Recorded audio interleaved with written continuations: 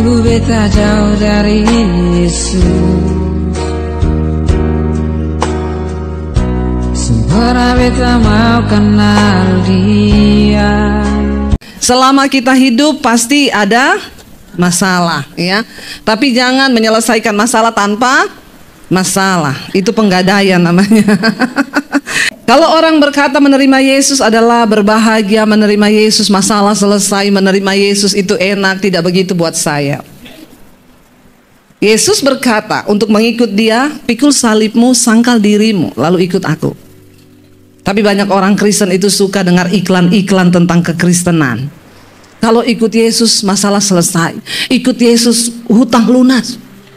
Makanya kalau ditagih hutang dia bilang, jangan tagih sama saya, kenapa? Yesus yang bayar.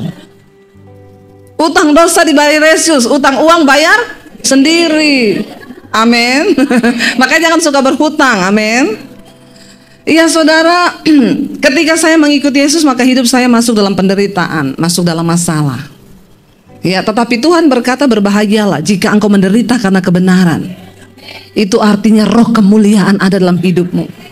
Jangan menderita karena ketidakbenaran. Kalau kita menderita karena kebenaran, itu artinya roh kemuliaan, roh Tuhan ada dalam hidup kita. Ada ibu-ibu telepon saya, Bu saya mau konseling Bu. Iya saya nonton khotbah Ibu di YouTube. Iya Ibu saya, hidup saya menderita. Kenapa? Saya itu sudah berbuat baik Bu, tapi kakak ipar saya, mertua saya itu selalu jahat sama saya. Saya tuh sampai bingung Ibu, apa yang harus saya lakukan? Saya bilang tetap berbuat baik, berdoa. Sudah Bu, kenapa saya begini? Sampai kapan? Sampai kamu lulus ujian, sampai kamu sudah tidak merasa tersakiti lagi sama mertua dan iparmu. Amin. Kenapa saya harus seperti ini Kak Bu? Kenapa Tuhan mengizinkan begini? Itu artinya kamu sedang hidup beribadah. Karena Alkitab berkata barang siapa yang mau hidup beribadah sungguh-sungguh kepada Tuhan pasti akan menderita aniaya. Siapa yang sudah teraniaya? Jangan tertawa, saya bertanya serius ini malah tertawa loh. Yang sudah merasa teraniaya, puji Tuhan, haleluya. Teraniaya oleh siapapun, oleh teman, tetangga, suami, oleh siapapun, teraniaya. Ya, yang namanya teraniaya itu nggak bisa bales. Orang udah bikin jahat kita tetap baik, itu teraniaya namanya. Kalau masih balas itu bukan teraniaya. Yang sudah teraniaya tetaplah berbuat baik. Yang belum teraniaya saya doakan supaya dianiaya. Loh bener nggak? Karena dari situ kita belajar, ya kita belajar. Saudara percayalah Tuhan itu membentuk kita lewat orang-orang yang ada di sekitar kita. Ya tadi saya dari Jakarta di bandara tiba-tiba saya drop saudara. Waktu naik eskalator itu kan di Terminal 3 itu jalannya jauh sekali saudara ya. Jadi saya naik eskalator, begitu naik eskalator mungkin karena saya kurang istirahat. Saya pelayanan itu saudara ya kemarin dari Solo, Jogja, Magelang, Surabaya. Saya baru tiba di Jakarta 2 hari. 2 hari tiba di Jakarta, 2 hari pelayanan 6 kali khotbah. Lalu tadi malam saya tidur jam 1 malam, saya pulang ya jam 5 pagi saya bangun, lalu saya ke bandara jam 6. Setengah 7 sampai di bandara saya naik eskalator tuh tiba-tiba pusing saya ya mau jatuh. Aduh kenapa ya saya drop ini ya karena saya darah rendah saudara. Akhirnya saya berhenti di satu kafe, saya pesan kopi sama satu kue. Saya sudah nunggu kuenya karena bayar dulu, setelah bayar nota keluar, ibu tunggu ya kuenya dipanasin. Oh iya karena masih lama saya duduk dekat situ. Tapi saya tanya sama masnya itu, Mas itu roti saya kan yang dipanasin. Oh iya ini pesanannya ibu. Saya duduk saudara, rotinya udah mateng, bapak-bapak berdiri ngambil rotinya. Haleluya. Ya, saya lihat Bapak itu, kita nih harus selalu belajar berpikiran positif. Gitu-gitu jangan langsung ngamuk, jangan langsung marah. Amin. Ya, ibu-ibu itu ya apalagi ya. Saya berusaha jangan seuzon. Saya berusaha berpikiran positif. Oh, mungkin dia pesan dari tadi cuma belum datang. Tapi perasaan yang berdiri di kasir dari tadi saya dan masnya itu bilang itu punya saya.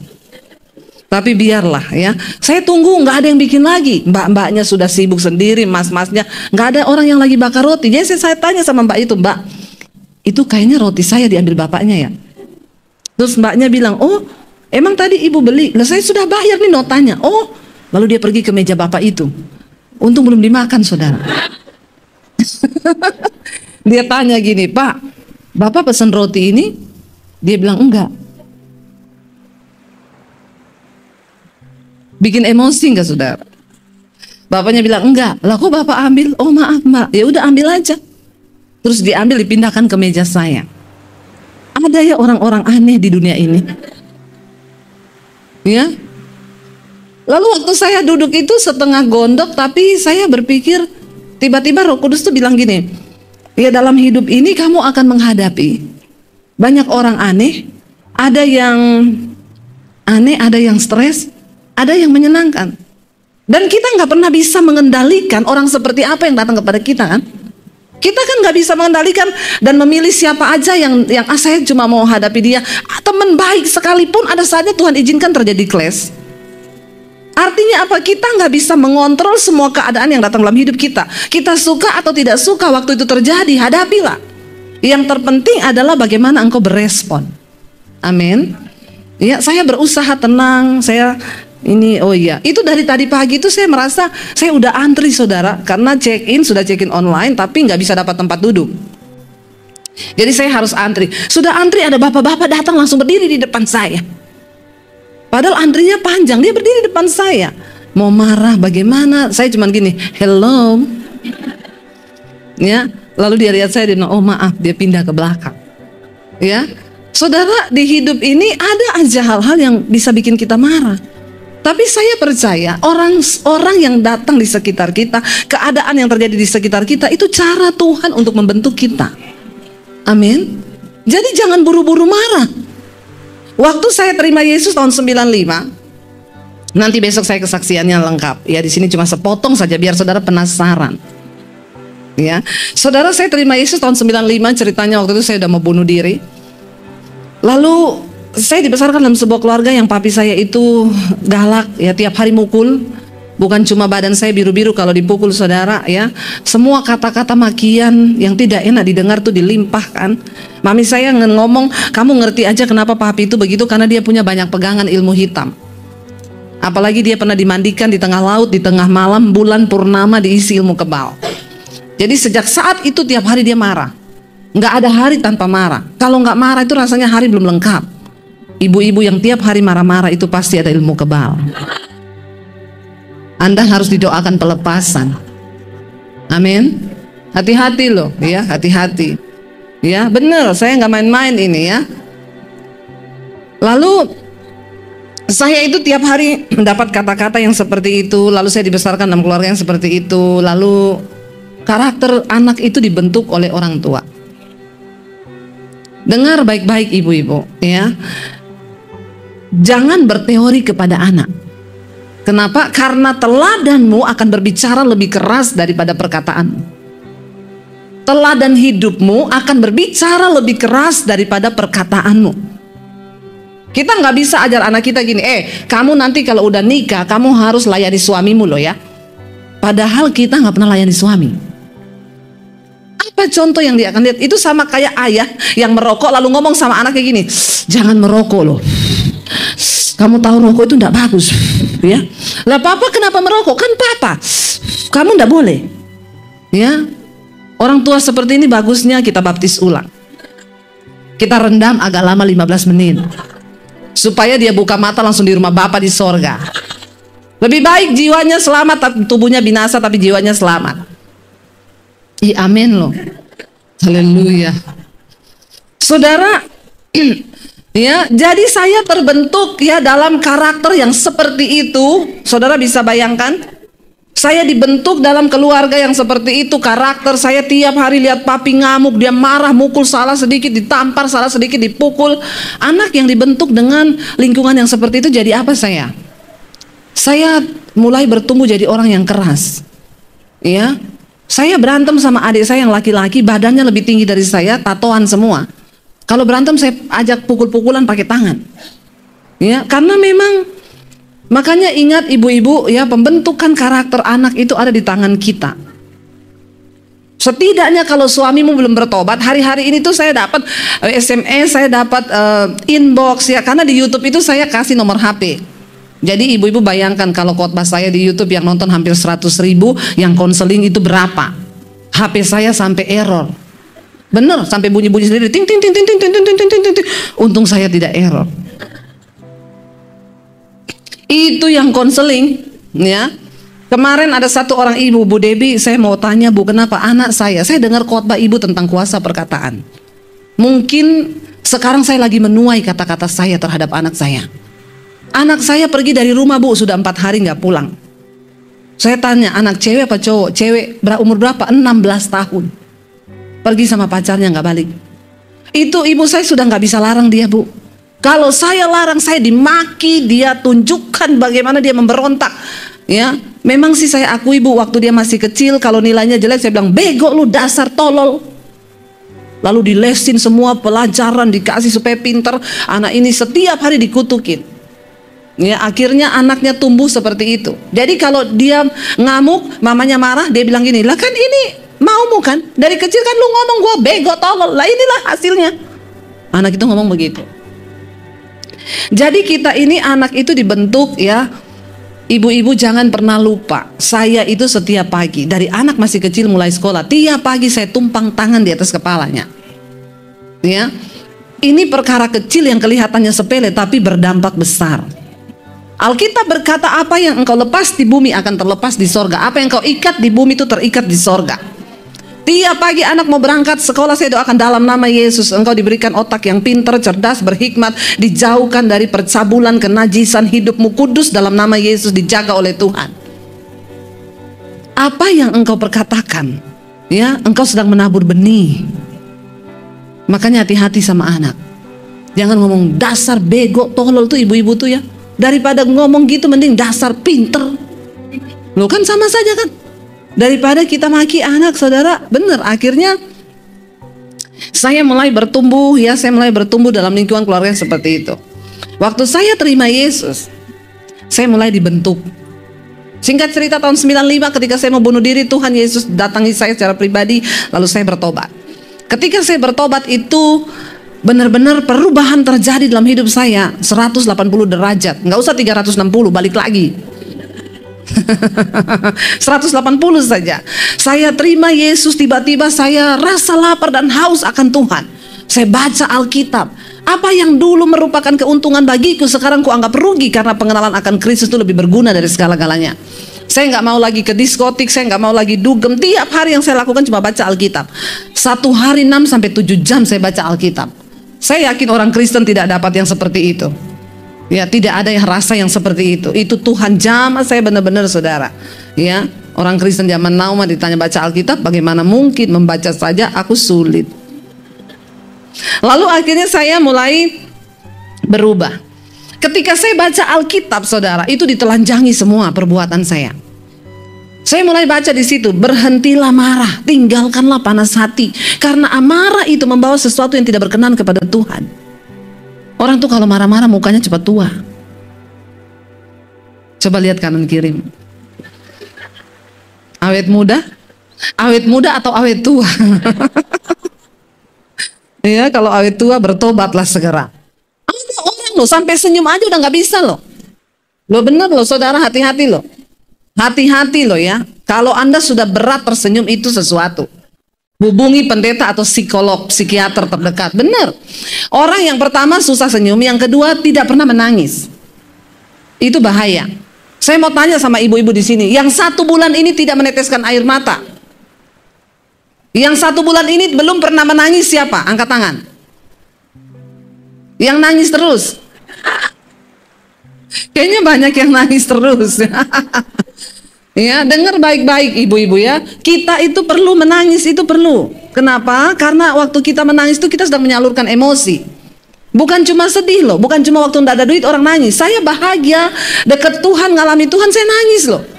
Saya di jalan, di mobil, di rumah, lagi nyetir, nyanyi, meneteskan air mata. Ternyata waktu kita mengeluarkan air mata, tubuh kita memproduksi sejenis hormon anti stres. Dan waktu orang menangis itu dia sedang buang toksin, racun lewat air mata. Tuhan itu luar biasa. Makanya kenapa kita perlu menangis? Ya, orang yang nggak udah jarang nangis itu mukanya mesti gini. Ya, orang lain ketawa dia. Lihat sekelilingmu, hati-hati. Anda nggak pernah menangis, nggak pernah tertawa, bahaya.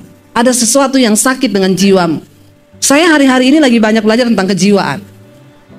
Lalu akhirnya saya mulai membaca di situ, aduh saya ini orangnya emosian, saya ini semua tuh dosa yang di Alkitab ada di saya. Alkitab bilang, jangan marah, tinggalkanlah panas hati, ya, jangan ada perkataan yang kotor. Kata-kata saya kotor semua. Lalu saya mulai berdoa untuk Tuhan, saya mau berubah. Dan ketika mau berubah itu tuh nggak gampang, saudara. Diperlukan, nah itu saya bilang gini, orang itu mau dan niat itu beda. Yang saya temukan sekarang banyak orang Kristen tuh mau toh, saya mau Bu hidup kudus, mau, tapi ndak niat. Ya, kalau niat itu dia berjuang. Saya kasih contoh gampang gini, saudara punya pegawai, saudara suruh dia antar barang, ini antar sampai di alamatnya, iya. Dia pergi, saudara, lama nggak balik karena alamatnya memang susah. Akhirnya dia balik. Masih tetap bawa barang. Ditanya bosnya, kamu kenapa lama sekali? Ya saya sudah mau ngantar Pak, namanya juga usaha. Ya, lah terus mana? Ya enggak ketemu. Ini barangnya balik lagi, tapi kan saya udah usaha. Mau. Kalau orang niat, dia lama nggak pulang, saudara, begitu pulang, kenapa kamu lama? Aduh Pak, alamatnya susah, tapi saya niat Pak, saya cari sampai dapat. Saudara bisa mengerti orang yang mau sama yang niat? Banyak orang ditanya, mau kaya nggak? Mau, tapi yang niat kaya?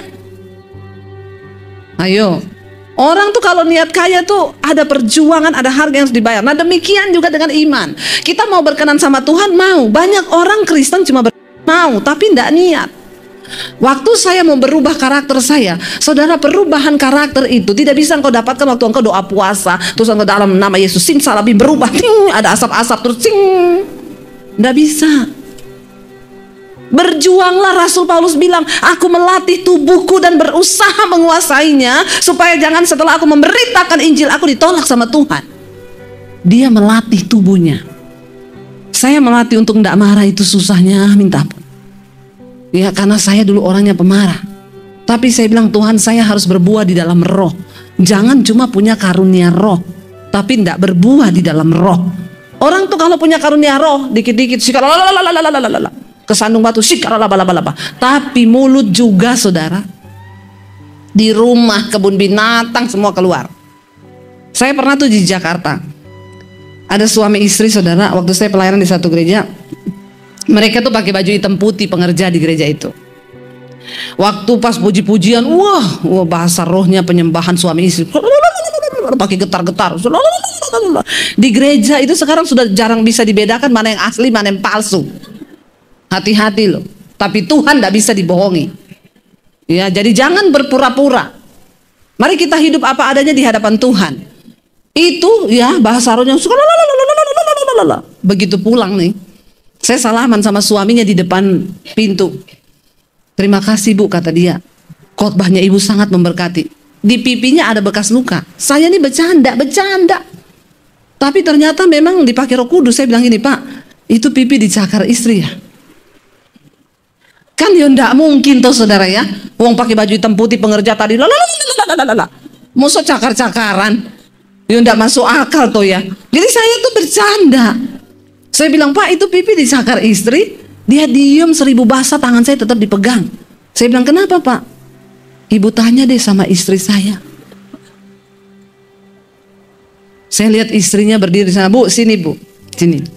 Iya Bu, itu pipinya Bapak Ibu yang cakar. Dia bilang, dia yang mulai duluan Bu, rambut saya dijambak. Jadi suaminya jambak rambutnya, istri karena tiap hari pedicure manicure cakar suaminya. Saya nggak tahu waktu dia cakar dia pakai gini, meong atau enggak, saudara. Ini ulah si kucing garong memang. Lihat, orang bahasa roh di gereja itu nggak menentukan. Kalau karakternya nggak berubah, maaf, setan tertawa lihat hidup saudara. Setan nggak takut waktu Anda rajin datang gereja. Setan nggak takut waktu kita bahasa roh. Setan takut ketika engkau mulai melakukan firman. Amin. Ayo kita berubah. Saya mulai berubah, saudara. Ya, saya mulai berubah dengan pergumulan yang hebat. Tuhan, aku doa puasa. Saya nggak mau jadi orang yang pemarah. Tuhan, tolong saya Tuhan. Ampuni saya Tuhan. Mampukan saya Tuhan. Ambil doa puasa dalam nama Yesus. Hari ini saya keluar kamar, saya mau berpuasa supaya saya jadi orang yang sabar. Begitu keluar kamar, adik saya maki-maki saya. Setan datang di telinga kiri. itu sepatu di depanmu, ambil terus lempar ke mukanya adikmu. Kalau dulu saya belum bertobat, saya ambil itu sepatu, saya lempar di mukanya. Lalu Roh Kudus datang ngomong, kamu berdoa minta apa? Minta sabar, ini ujian. Kalau kamu lulus dalam hal ini, maka imanmu terbentuk, engkau jadi karaktermu bagus. Saya berdiri ngeliatin adik saya firman Tuhan. Kenapa kita ini perlu baca firman? Waktu engkau dalam pergumulan, yang menguatkan engkau itu Roh Kudus lewat firman yang pernah engkau baca. Maaf, Roh Kudus mengingatkan firman, bukan mengingatkan film India, apalagi drama Korea. Hanya dewa yang tahu. Bertobat ibu-ibu ya yang terikat sama film India. Saudara, ya. Jadi saya bergumul dalam nama Yesus Tuhan. Saya berdoa Tuhan. Roh Kudus bicara, jangan kalah dengan kejahatan, kalahkan kejahatan dengan kebaikan. Berkati adikmu. Jadi saya tuh ngeliatin adik saya sambil, dalam nama Yesus, dalam nama Yesus, aku percaya Tuhan, aku akan menang, aku memberkati engkau, aku mengasihi engkau. Dia maki-maki saya sudah tidak dengar, saudara. Jadi saya cuma lihat mulutnya, tapi saya udah nggak dengar kata-katanya. Kenapa? Karena di sini tuh sibuk melakukan firman di hati. Satu hari saya lewatin berhasil. Besok datang cobaan yang lebih berat. Kita kalau mau berubah, saudara berdoa minta jadi orang yang tidak tersinggungan, maka bersiaplah Anda akan dijumpai dan bertemu dengan orang yang bikin Anda tersinggung. Tapi itu namanya ujian. Ujian itu dari Tuhan untuk iman kita naik level yang lebih tinggi. Berapa banyak yang mau masuk dalam dimensi yang baru? Anda nggak akan pernah masuk dimensinya Tuhan kalau Anda tidak berubah. Kita harus berubah. Ya, saya berdoa Tuhan dalam nama Yesus, saya mau berubah. Saya doa puasa saudara, dan itu tidak mudah. Makanya saudara lihat orang itu kalau ada ujian di sekolah, ada papan pengumuman besar ditulis di situ, harap tenang, ada. Jadi kalau saudara lagi ada ujian, ya tulis gede-gede di sini, harap ada. Itu kata-kata yang Alkitabiah. Kenapa Alkitab berkata di dalam tinggal tenang terletak kekuatan. Kalau lagi ada masalah nggak usah cerita ke orang-orang, apalagi kejelekan suami. Dilarang keras, saya tidak pernah sekalipun menceritakan kejelekan suami saya kepada orang lain. Itu pilihan kita. Berdoa bagi suami kita. Amin. Ya, ada masalah cerita ke ipar, cerita ke tetangga, cerita ke siapa-siapa. Belajar menjadi wanita kalau mau masuk dalam dimensi yang Tuhan. Nomor satu, jaga perkataan kita. Karena perkataan itu seperti benih yang kita tabur. Satu saat benih itu akan tumbuh. Ya. Mari kita lihat sama-sama saudara, Amsal 31 ayat yang ke-26. Ini tentang wanita penolong, ya. Istri yang cakap itu mahkota suaminya. Di sana ada banyak hal, tapi saya mau ambil Amsal 31 itu ayat yang ke-26. Kita baca sama-sama. Ia membuka mulutnya dengan hikmat, pengajaran yang lemah lembut ada di lidahnya. Yang pertama, kalau kita mau masuk dalam dimensi yang baru bersama dengan Tuhan, yang pertama, jaga mulut dan perkataan kita. Amin. Mari kita jaga mulut kita. Karena Alkitab berkata, sehebat apapun ibadahnya orang, kalau dia nggak bisa jaga mulut, maka sia-sia semua ibadahnya itu. Ya, di dalam rumah tangga terutama, bagaimana hati suami bisa percaya pada kita, saudara? Suami saya itu selalu berkata begini kepada saya, "Say, aku percaya udah. Kalau ada pergumulan, saya berdoa, aku percaya semua yang kamu katakan tuh benar dan pasti terjadi." Loh, kenapa ada suami bisa berkata kepada istri seperti itu? Setiap hari bangun pagi mau tidur malam, suami saya peluk saya, dia bilang, "Aku nih berbahagia, kenapa? Kan aku bisa punya istri kamu itu, aku tuh hatiku berbahagia." Amsal 31 bilang, hati suaminya percaya kepadanya. Diawali dari pertama apa? Mulut. Ya, kalau suami pulang kerja lagi nggak ada duit, jangan digonggong. Amin. Ya, ya, itu istri-istri sekarang tuh banyak begitu, saudara. Pakai perkataan yang membangun, beri kekuatan kepada suami. Ya, iya saya hari ini kayaknya nggak ada duit. Saya percaya ya Tuhan bersama kita. Saya dulu sama suami, saudara, kita punya usaha waktu kita masih di Solo. Dia bilang gini, "Non, besok kita mau bayar tagihan. Ini distributor semua belum ada yang store uang. Gimana?" Saya bilang sama suami saya, "Tenang, Tuhan pasti tolong." Dia bilang, tenang, Tuhan pasti tolong. Bagaimana maksudmu? Ya tenang. Emang mau ada pertolongan dari mana? Ya dari Tuhan. Dia bilang, beneran, saya percaya kalau istri saya ngomong gini, hati saya ini jadi tenang. Padahal waktu dia tidur ngorok, saya nangis. Bener, saya berlutut di kaki Tuhan. Saya bilang, Tuhan, saya tahu ini mustahil, tapi Tuhan tolong Tuhan. Suami saya udah telepon semua distributor, Pak, besok tolong di store, Pak. Nggak ada, belum ada duit semuanya. Kita dulu saya punya penerbit dan percetakan di Solo. Kita cetak buku-buku rohani. Itu beredar di seluruh Indonesia, masuk ke Gramedia. Distributor kami sampai ke pelosok-pelosok. Kebanyakan distributor itu pendeta. Tapi nunggak 3 bulan, 4 bulan. Kalau ditagih saudara, lagunya, ringtone-nya waktu saya telepon, Allah mengerti, Allah peduli segala persoalan. Saya tanya, Pak, transferannya gimana, Pak? Maaf Bu, saya lagi pelayanan misi di pedalaman, tapi Bapak sudah nunggak 4 bulan. Allah mengerti Bu, Allah aja mengerti, masa Ibu nggak ngerti? Jadi itu susah banget saudara. Ada lagi di Bali saudara, numpuk sampai puluhan juta. Lalu ada teman saya pergi ke sana, dia bilang, Bu, saya mampirin ya, saya tagihin, siapa tahu dengan saya datang ke sini dia bisa kasih. Coba aja. Teman saya ke situ nggak lama, HP saya bunyi dari distributor itu. Halo, oh Ibu kirim orang ke sini. Ibu pikir saya takut? Ibu kirim tentara juga, kalau saya nggak ada duit saya nggak bayar. Makanya kemarin ada yang ngomong begini, itu Pulau Natuna saudara, China itu kayaknya mau gertak Indonesia karena mereka tahu Indonesia itu punya banyak utang. Dia nggak tahu di Indonesia ini yang utang lebih galak daripada yang dihutangi, benar nggak? Salah mereka. Belum tahu. Jangan coba-coba nagih utang, ya itu saudara. Telepon loh, ya Ibu, kirim orang, Ibu kirim 1 truk tentara, saya nggak takut, nggak ada duit yang nggak saya bayar. Jadi saya yang minta maaf Pak. Ya itulah ya, kita perlu berdoa. Makanya nggak usah ngutang-ngutangi orang, amin. Biar nggak sakit hati, amin. Kalau mau kasih aja, nggak usah harap ganti. Biar nggak usah bikin status di Facebook. Ibu-ibu Kristen tuh banyak bikin status di Facebook.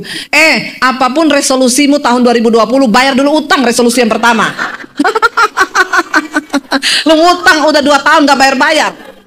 Haleluya saudara ya, nggak bagus kan begitu, akhirnya nggak jadi berkat kan. Mending nggak usah utangin orang daripada begitu, saudara nggak dapat upah malah bikin dosa.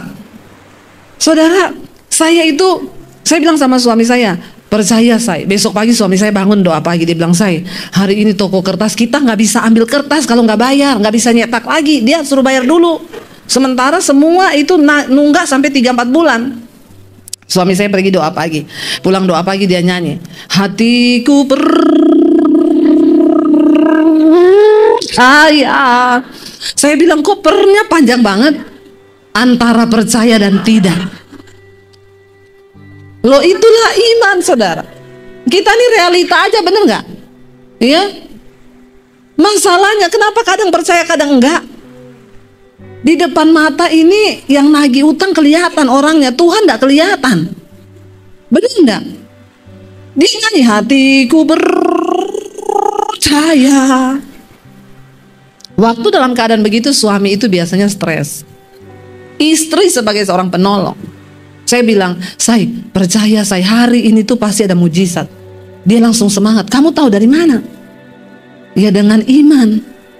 Emang ada distributor yang janji bayar hari ini? Enggak ada. Lalu terus gimana? Ya percaya aja, saya bilang. Lalu dia bilang gini, ini saya mau ke gereja. Karena waktu itu dia kan koordinator PPW. Saya mau lihat anak-anak musik latihan. Iya, kamu pergi ke gereja, nanti pulang gereja kamu ke ATM, itu duitnya sudah ada. Saya bisa ngomong begitu loh saudara. Dia bilang gini, beneran? Kamu ini pasti ada distributor yang janji. Nggak ada, say. Kenapa kamu bisa ngomong? Dengan iman. Beneran, dia bilang, iya bener. Tapi selalu suami saya gini, aku percaya kalau istriku yang ngomong. Kenapa dia bisa percaya? Kenapa hati suami percaya pada kita? Karena kita mengeluarkan perkataan dari mulut ini dengan penuh hikmat, pengajaran dan firman Tuhan yang keluar dari mulut kita, amin. Suami itu melihat, dia pergi saudara. Baru pergi dia telepon saya, nggak ada mujizat, kenapa? Aku di ATM. Aku udah lihat nggak ada apa-apa, saldonya nggak terisi. Saya bilang, kan tadi saya bilang pulang dari gereja. Loh bener loh saudara, dia bilang gini, beneran? Iya, pulang dari gereja. Kamu nih pasti ada yang janjiin. Nggak ada yang janjiin. Lah, kenapa kamu bisa ngomong itu? Ini perkataan iman saya. Waktu oke, berarti pulang dari gereja ya. Saudara tahu, abis dia ngomong begitu, saya masuk di kamar dong. Saya nangis. Saya berlutut di kaki Tuhan. Tuhan, Engkau lihat hatiku Tuhan. Sebagai istri aku memohon kepadamu Tuhan, tolong campur tangan itu hati raja seperti batang air di tanganmu. Apalagi cuma hati distributor yang utang itu. Tolong Tuhan gerakkan mereka Tuhan. Saya berdoa saudara. Saya lihat-lihat jam 1 suami saya selesai. Tiba-tiba HP saya bunyi dari suami saya. Aduh Tuhan, ini berita apa? Ya, dia bilang gini, non, distributor siapa yang transfer? Saya bilang, emang ada? Ini ada, aku di ATM ini ada dana masuk, beneran? Siapa? Nggak tahu. Saya aja nggak tahu. Tapi saudara lihat ya, ternyata ada salah satu distributor dari Manado yang saat itu juga, yang kita tagih-tagih, dia bilang nggak bisa. Hari itu terjadi mujizat.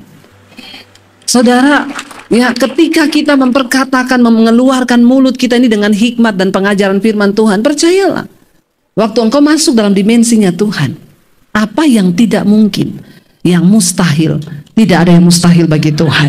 Yang tidak mungkin menjadi mungkin, sebab Dia Allah yang luar biasa. Jadi begini saudara, untuk bisa masuk dalam dimensinya Tuhan, kita harus hidup sesuai standar Tuhan.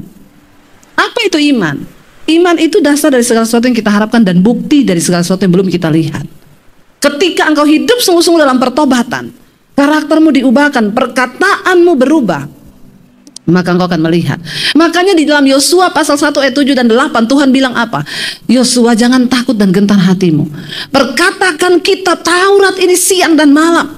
Jangan lupa renungkan firman itu supaya engkau melihat. Saudara tahu, kata merenungkan dalam kata itu dalam bahasa aslinya itu artinya bergumam. Bergumam itu artinya apa? Merenungkan itu engkau gumamkan firman itu kepada dirimu sendiri. Saya tuh saudara, kalau lagi di dapur, tiba-tiba ya ada pergumulan, setan datang menyerang di pikiran. Itu kan sering ya. Kita ini lagi ngapa, tiba-tiba kepikiran sesuatu, lalu kita khawatir, lalu kita takut. Kalau seperti itu saudara, gumamkan firman. Aku percaya Tuhan, tidak ada perkara yang mustahil bagimu. Itu namanya engkau merenungkan firman itu siang dan malam. Itu kata yang dipakai untuk menulis di situ. Merenung itu artinya bergumam. Saya kalau setan menyerang bertubi-tubi, ya, saya nyanyi, ku yakin saat kau berfirman. Setan ngomong, alah, menghibur diri. Ku menang saat kau bertindak. Alah, apa iya, hidupku hanya ditentukan. Dan mujizat dari mana? Oleh perkataan. Lawan iblis dengan firman Tuhan. Makanya saudara ya, jangan hanya menyanyi waktu Anda ada di gereja. Orang Kristen tuh kebanyakan nyanyi cuma waktu di gereja, waktu di rumah, di dapur, di kamar mandi. Engkau lagi nyetir mobil, lagi dimanapun nyanyi.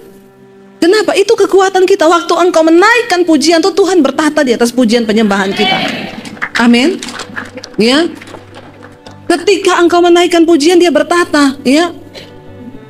Kita tuh bisa lihat loh, worship leader misalnya atau singers, yang mereka cuma nyanyi karena daftar lagu mau melayani, sama yang memang gaya hidupnya penyembah, itu beda.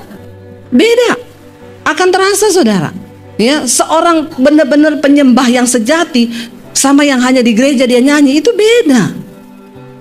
Saya tuh setiap kali ada pergumulan, saya doa, saya menyembah, tiba-tiba dapat lagu baru. Lalu saya setiap kali penyembahan dapat lagu baru, saya rekam di HP saya. Udah banyak lagu di HP saya. Lalu tiba-tiba saya didoakan sama satu orang hamba Tuhan dari luar negeri. Dia bilang begini, dia nggak tahu siapa saya.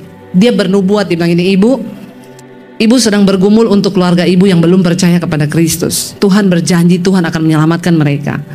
Dan Tuhan akan memberikan ibu banyak lagu baru dan ibu harus rekaman.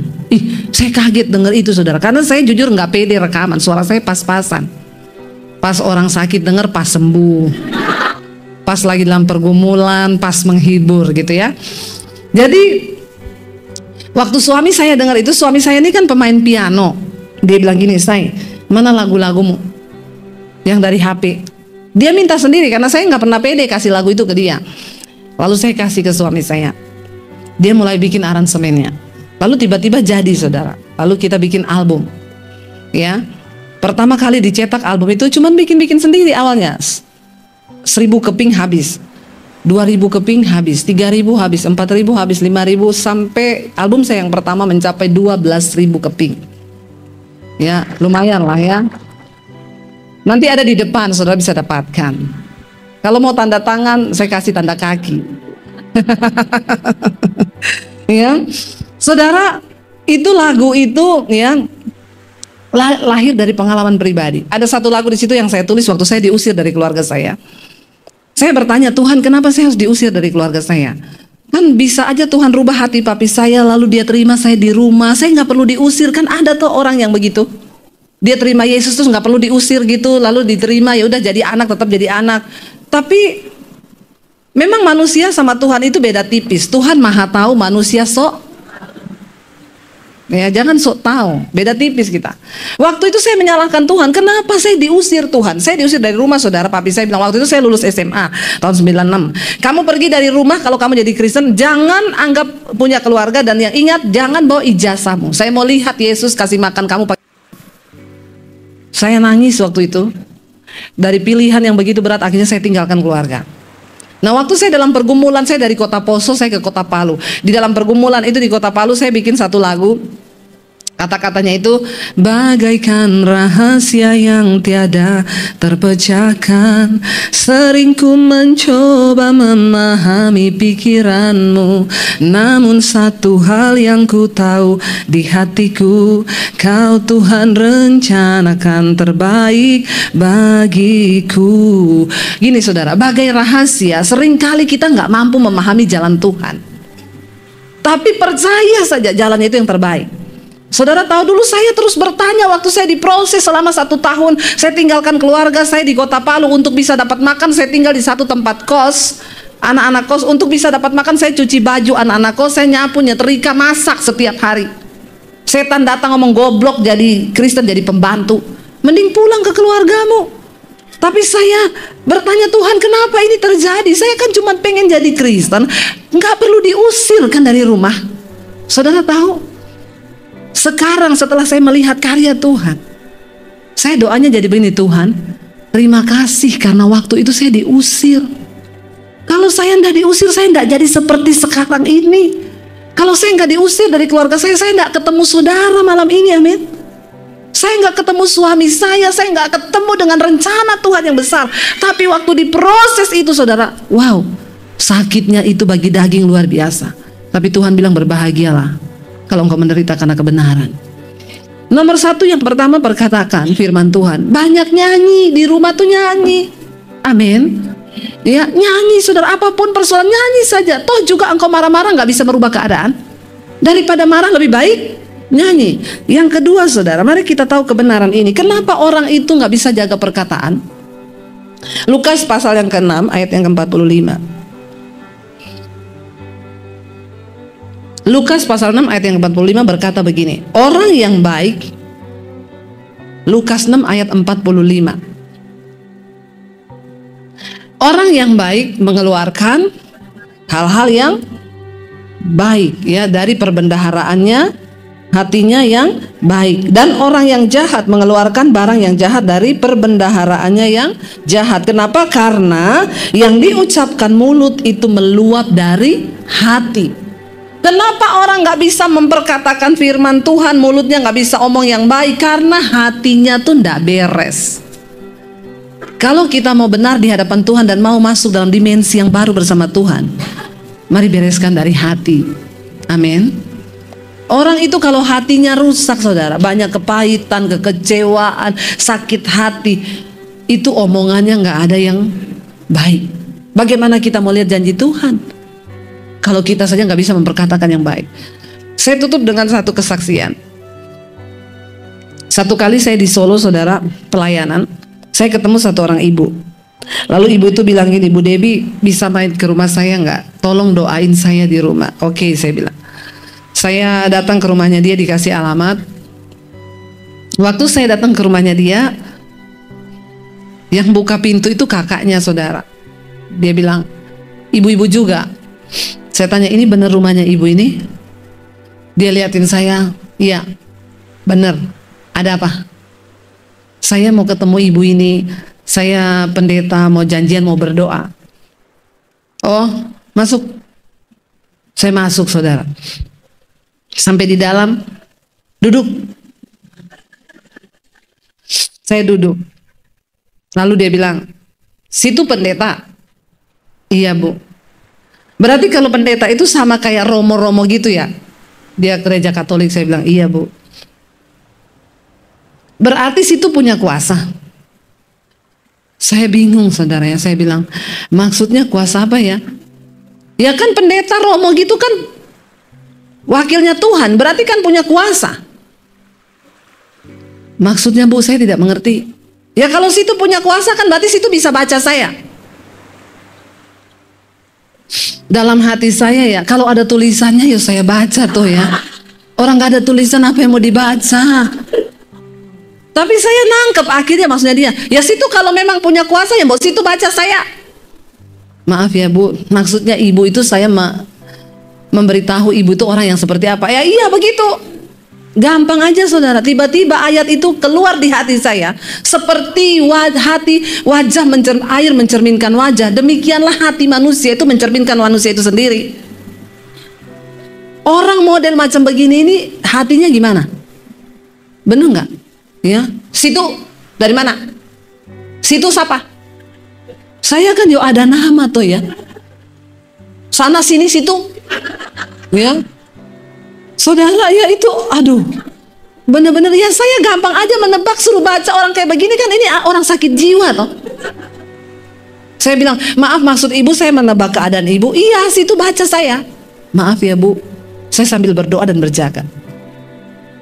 Kalau ibu suruh saya membaca, ibu maaf. Ibu kayaknya ibu hatinya banyak kekecewaan ya. Kayaknya ibu banyak kepahitan ya. Saya berdoa sambil berjaga, saudara. Ini orang sakit jiwa. Kalau dia tersinggung, dia lempar itu vas bunga di kepala saya. Tapi saya bilang, ini kalau dijamah Roh Kudus nih nangis ini. Jadi dua aja ini. Saya berdoa, tolong Roh Kudus, tolong jamah dia Roh Kudus. Maaf ya, Bu. Ibu kayaknya banyak kepahitan, luka hati, kekecewaan. Tiba-tiba dia nunduk, saudara. Lalu tiba-tiba langsung. Dalam hati saya gini, yes, berhasil. Dia nangis, saudara.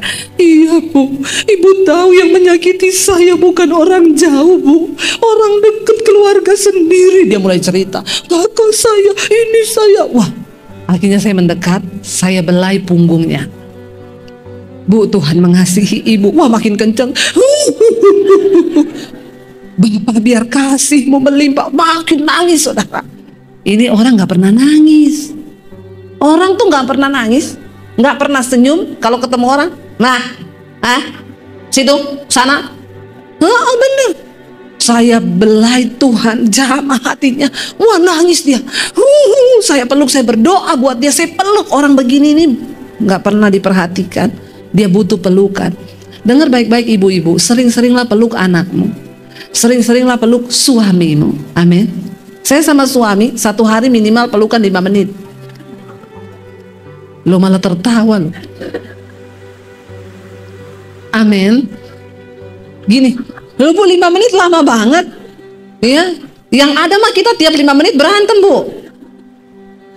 Bener, saudara. Saya sama suami kadang udah mau tidur malam, suami saya bilang, "Say, kita hari ini belum pelukan." Oh iya, berpelukan. Bener, saudara. Ya, 5 menit saling apa? Saling mendoakan. Suami saya bilang, terima kasih Tuhan buat istri saya yang luar biasa, walaupun agak cerewet. Ya, tapi aku bersyukur dia menjadi penolong yang luar biasa. Saya berdoa buat dia, terima kasih buat suami saya yang luar biasa sabar, walaupun agak ngeyel.